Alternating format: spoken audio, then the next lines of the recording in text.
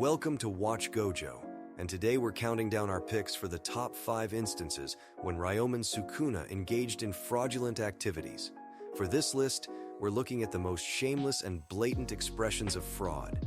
What instances of fraud do you think are the most unacceptable? Make sure to let me know in the comments. At number 5, we have Sukuna switching to Megumi's body to attain the 10 Shadows technique. In Chapter 212, Sukuna decided to hop from Yuji's body to Megumi's so that he had access to the 10 Shadows technique. On our first encounter, this man told me that I'd be the first one he would kill when he regained his full strength. Once I make this punk's body my own, you'll be the first one I kill. It's my honor to be targeted by Sukuna himself. Who would have thought that by full strength, he meant the 10 Shadows technique as an addition? It's almost like he knew deep down that his own abilities would be nowhere near enough to defeat me. Imagine bragging about being the strongest in history and power hierarchies and then needing a teenage kid's curse technique to face me. What a goofball. I mean, really? You're kinda weak. At number 4, we have Sukuna's domain just not killing me. Look, a domain is the strongest ability a sorcerer can have. If you catch someone in it, it should effectively mean game over. Now I'm gonna be honest, when my domain broke and I was in the middle of Malevolent Shrine, I thought I was in trouble. I don't normally get nervous, but I was starting to get a little shaky. But then I started using reverse curse technique and I realized I was still him. I mean, how can you catch a man in your domain, not kill him, and still think you're the strongest in history? Like what?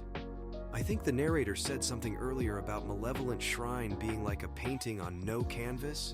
Yeah, right. A painting that can't kill me. That's not even the worst part. Domains are supposed to boost your stats.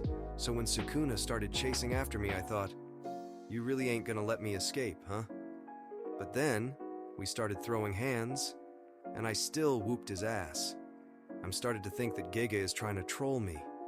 At number 3, we have Sukuna bleeding out of his face.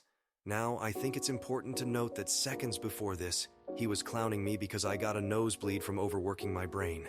He was calling me an ordinary guy who was born when he didn't exist. And, look, for a very short moment I thought, damn, he actually got me. But then he opened a domain, or tried to, and just started bleeding from his face, which was hilarious. All that yapping just to look like a tomato. And get this, he was in my unlimited void for less than 10 seconds. Is he kidding me? I know I'm him, but bleeding from his face after sub 10 seconds in unlimited void is so shameless. And he thinks he can beat me.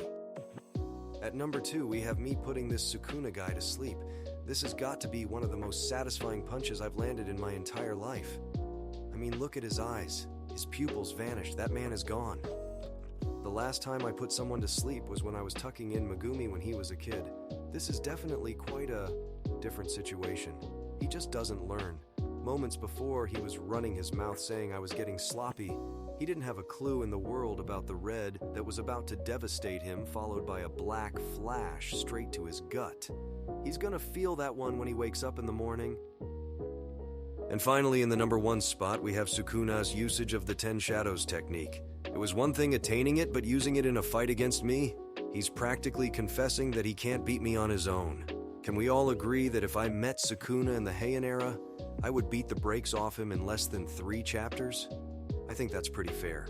He needed Mahoraga to save his life not once, but twice. I didn't know that he planned on bringing his father to this fight to save him. Now he even pulled out Chimera Beast Agito, which kinda looks like a mixture of Niue and Totality. I guess that's his mom. Geez, he really looks like a lost child in between those 2 beasts. Now I'm gonna have to deal with a 3 versus 1. But hey, at least I'm not a fraud. My students are watching me, so no matter what, I'm gonna make sure to look cool in front of them. There were definitely more instances of fraud in this fight with Sukuna, but I'll leave it at that since we'd be here all day. Did you enjoy this video? Check out my page for more vids, and make sure to hit the like and subscribe button if you want more of this content. I'll see you next time. If Gege decides to keep me alive, that is